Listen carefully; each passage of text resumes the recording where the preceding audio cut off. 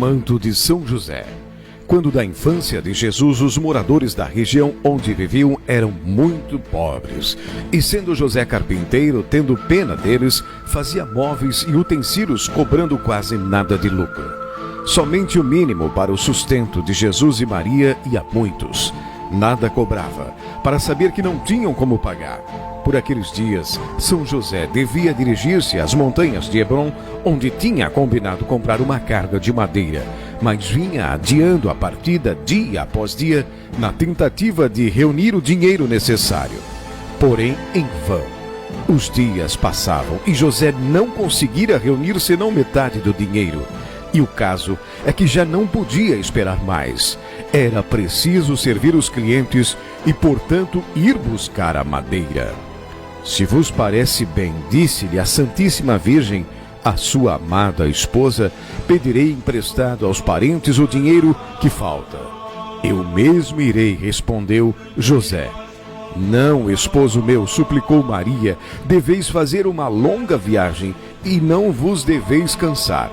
E cobrindo a cabeça, segundo o costume, saiu de casa.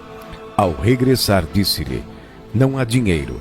Eu pedi em várias casas e todas as desculpavam. Com certeza não tem, porque se tivessem, porque se negariam emprestá-lo a nós?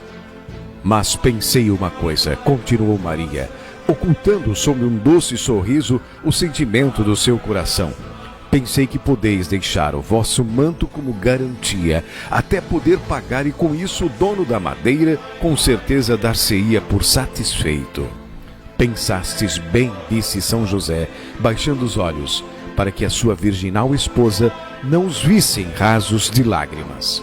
Adeus, esposo meu, disse Maria ao despedir-se. O Deus de Abraão vos acompanhe e o seu anjo vos guie. Adeus, esposa minha, procurarei regressar depressa. E partiu o santo com a metade do dinheiro e o manto novo que Maria lhe oferecera no dia do casamento. Deus te abençoe, Ismael, disse o pai adotivo de Jesus de modo cortês, ao chegar à presença do dono da madeira contratada. Vens buscar a madeira? Foi a resposta à saudação de José. Bem podias ter vindo antes. Pouco faltou para que ficasses sem nenhuma. Ismael tinha mau feitio, era um avarento sem coração e a sua casa nunca conhecera a paz. E a sua paixão era o dinheiro, e tudo isso sabia José desde que negociava com ele.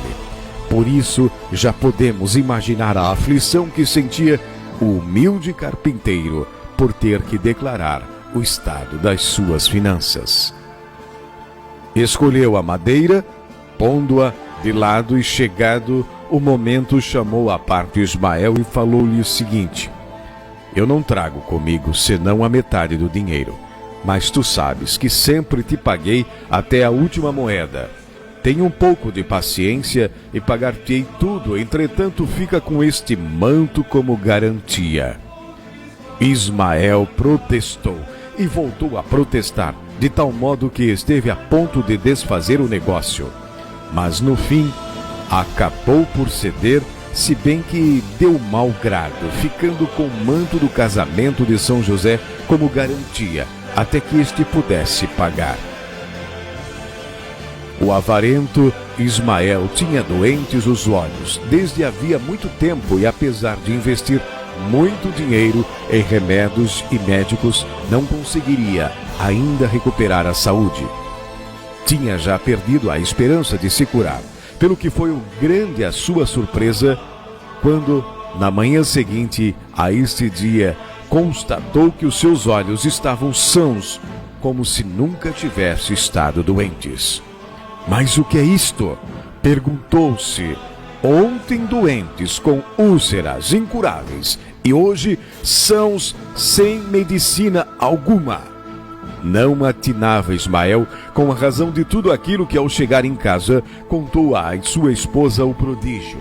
Eva, que assim se chamava a mulher, era uma verdadeira serpente, tinha um gênio de fera e desde que casara com Ismael jamais havia tido paz, nem tranquilidade, nem gosto no matrimônio, mas aquela noite parecia um cordeiro. Que doçura! E das suas palavras, que mansidão, que alegria no seu rosto antes sombrio e enrugado pela ira. O que é isso? Que mudança é esta? Que traria tal mudança? Perguntava Ismael. Toma este manto e guarda-o, disse Ismael a Eva. É de José, o carpinteiro de Nazaré, e há de voltar por ele. Este manto deve ser a explicação de tudo o que está acontecendo. Pensou para si Ismael: desde que eu tenho o meu poder, eu sinto em mim tal mudança, tais afetos e tais desejos. Ouviram então um barulho no estábulo e, terminando a conversa, acudiram para ver o que se tratava. Uma vaca, a melhor e mais gorda, retorcia-se no chão.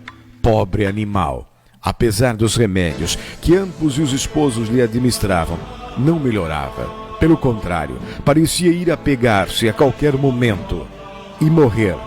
Lembrou-se então Ismael do manto de José e comunicou a Eva os seus pensamentos. Nada tinham a perder, mas se a vaca se curasse, saberia que o manto era a causa da sua sorte e do bem-estar que desfrutavam.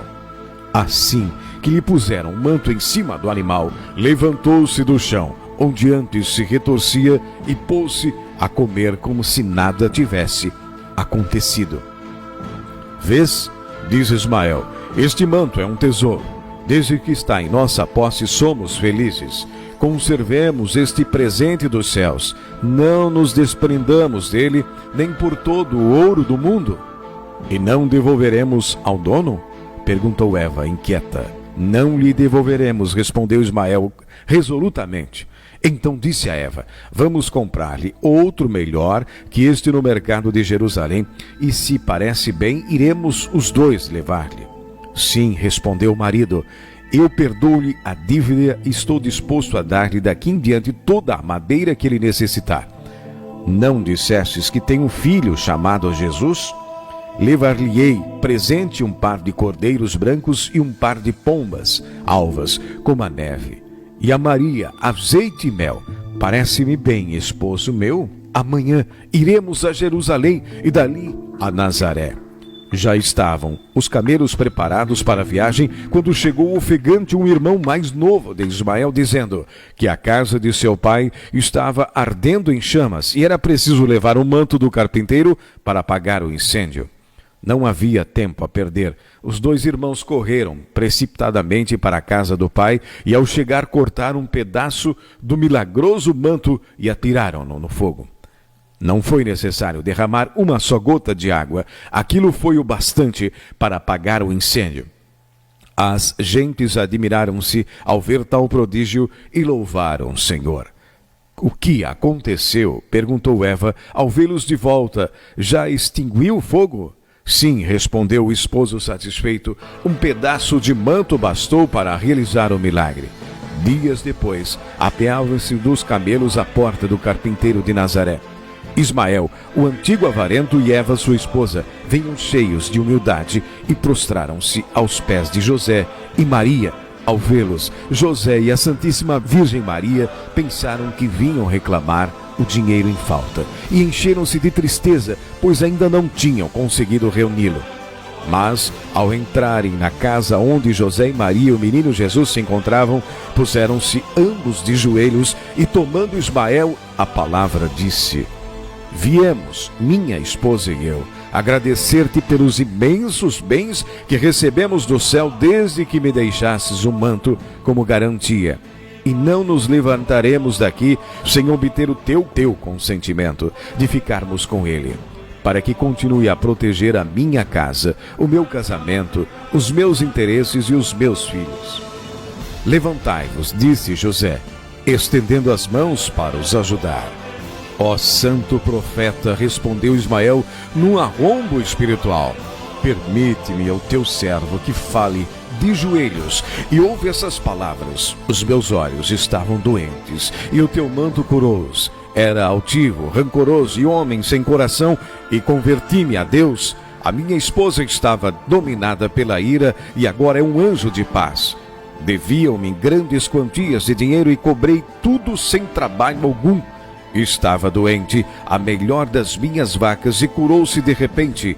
Incendiou-se a casa de meu pai e extinguiu-se o fogo, instantaneamente, ao atirar para o meio das chamas um pedaço do teu manto. Louvado seja Deus por tudo, disse, baixando os olhos, o santo carpinteiro. Levantai-vos, que não está bem que estejais de joelhos diante de um homem tão humilde como eu. Ainda não terminei, respondeu Ismael. Tu não és um homem como os outros, mas um santo, um profeta, um anjo na terra. Trazemos-te um manto novo, dos melhores que se tecem em Sidom. A Maria, tua esposa, trazemos-lhe, oferecemos um par de cordeiros brancos e um par de pombas mais alvas que a neve do Líbano. Aceita esses humildes presentes, dispõe da minha casa, do meu gado, dos meus bosques, das minhas riquezas, de tudo o que possuo, e não me peças de volta o teu manto. Ficai com ele, disse o santo carpinteiro, e graças e muitas graças pelas vossas ofertas. E enquanto se levantavam do chão e aproximavam os presentes, disse-lhes Maria: sabei, bons esposos, que Deus determinou benzer todas as famílias que se coloquem sob o manto protetor do meu santo esposo. Não vos espantem, pois os prodígios operados,